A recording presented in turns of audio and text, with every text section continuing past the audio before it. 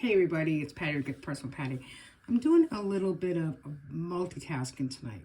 I have my college work up on one computer, on another one I'm watching and catching up on videos, and then I'm also putting together my July fixed family budget in the Humble Beginnings Budget Planner by Sara Marie for July. So I kind of wanted to show you what I had going on. So Sara Marie just put together this new planner. It's called Humble Beginnings, and I am going to use this for my fixed, just the calendar. I'll show you, but I'm going to use it for my family budget.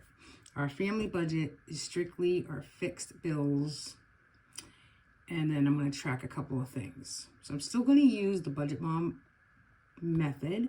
I'm still going to use my 7x9 Erin Condren for right now, for July anyways, to track our spending as well as do our weekly check-ins in that book.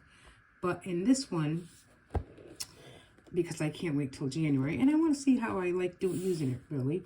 You know, the Budget Mom comes out with her workbook this year in either September or October, and I plan on getting the workbook for the variables. What I'm using now in the what I'm using now in my A5 ring, the Budget by Mom workbook. You know, the workbook, the little budget books. You know, I take it apart and I put it in here. So I'm still using that right now, and I'll probably use that till the end of this year anyways. And I do like it in here, and I do like that it's small and convenient, but I do like the Budget Mom paycheck as well. The workbook. Oh my gosh. So whatever. Okay.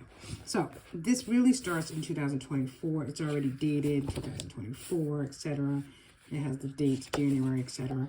But I like to use stickers anyways, and I have a lot of stickers, so I just decided to jump right to July. This is July, and set up my stickers for July, and so I can start using this binder and this planner, this budget book right away. So I just decorated. I just got the stickers in today from Planner Kate, but she has really, really nice stickers, and she has a lot of, you know, she has a lot of sales with her stickers, so I get quite a bit from her, and I do enjoy, you know, the variety that she has. So I need to kind of cut that off a little bit. So I set up my calendar here. Now, as always, I do start it with a Friday to Thursday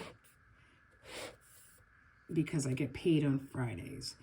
I mean, it doesn't really matter because my husband gets paid twice a month, and now he's on 16th and the 27th pay period, twice a month. So I could have kept this the same, you know, Monday through Sunday, but I wanted everything to remain the same. I am used to looking at something that starts Friday as the first day of the week because that's when I get paid. So I just wanted to keep everything the same. And because some of my pay, a minimal amount of my pay is going to go into the mortgage savings account, it's easier for me to look at this and say, okay, Friday the 30th, you know, don't forget that you wanted to put some money aside into the mortgage savings account. So I want to show you what it normally looks like and what I did to it. So this is like June. Okay, so this is a typical June here. And then she has the weekly check-in here. So I have changed that for July to just this page here. Just some stickers, nothing major, like this big white sticker, line sticker came from Kate's Planner Kate.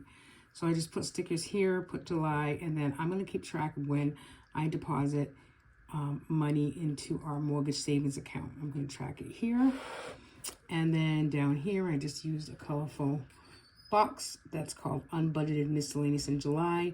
Kind of keeping track of that here. I know for starters that we're getting a hot tub in July sooner than later, I believe. And obviously electrical, what it's going to cost to set up the electrical is going to be one of those things. Like, even though we know it's coming up and we're budgeting somewhat for it, we don't know what it's going to cost. And so that's why that made this list. So then she has the next page here is just the budget. So she has the income type, estimated, actual, etc., and then variable expenses, budget, actual, plus or minus, and then fixed expenses.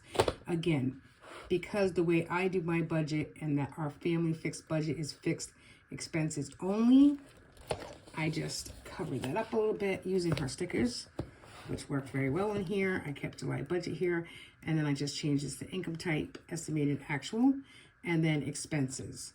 And then I'll just keep track. It's, you know, twice a month he gets paid, and I'll just write that down in there. Okay, and then she had it set up with one transaction log. So I put just another spending tracker here. So I'm doing, you know, in essence, 2 transaction logs. One for the first half of the month. That's why I wanted 2 right together, and one for the second half of the month. And then the debt tracker, I am going to be utilizing that just as is.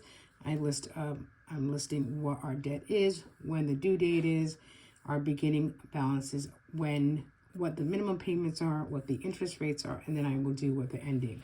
Savings tracker, I'm just using this exactly as is. I will write down the accounts that we have savings in, what the beginning are, etc. Same thing. And then she has the cash envelopes page here. Not so sure I'll use this page. I'll just leave it blank for right now because, again, cash envelope money, variable expenses comes out of my pay and not the fixed family pay. And then it goes right into a July business budget. I might use this for my husband's business, but I'm kind of using another notebook already, and I'd rather have it all in one book because it's, you know, 2023. That way it goes from January to December. So I most likely won't use these 2 pages. And then there's just note pages here. And, you know, who knows? As the month goes on, we might find something else to fill those pages with. So that's my setup for my family budget. I did start last month in June using the, I talk about this frequently, but I started in June using a calendar for fixed bills and then a calendar as well for spending. And I just like this better. It just looks neater. It's not so much like you don't have your fixed bills, bill due dates, and then all the, you know, all the budget stickers here for when you spend money. So I just like it. To me, it's a cleaner look, and it helps me to stay cleaner and on track with no spending, which is obviously the goal.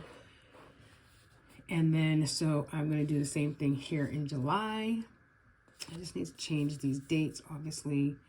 But I'm going to use the July calendar month in the 7x9 Erin Condren as our spending calendar. And then I put some sinking funds. I'm just going to do a couple of sinking funds and savings challenges for the month of July. I put some goals and what I want to do with my account. And then the weekly check-in will take place here in 7x9. And then I'm going to use a transaction log for when we spend money or variables or cash spending from the variable account. So that's what I'm doing. I'm really excited to kind of start using the Sara Marie planner. I do enjoy Sara Marie stickers, and I think I'm gonna like just having like the family fixed budget in one book. And so I just wanted to show that to you. So thanks for watching, everybody. And as soon as we get paid, which I'm assuming is tomorrow, but that's really June. That's still that payment that when we get paid tomorrow, it's really going to be June's paycheck. So I won't use this just yet, but there'll be a plan in place for July, which is right around that corner. Thanks everybody for watching. Bye.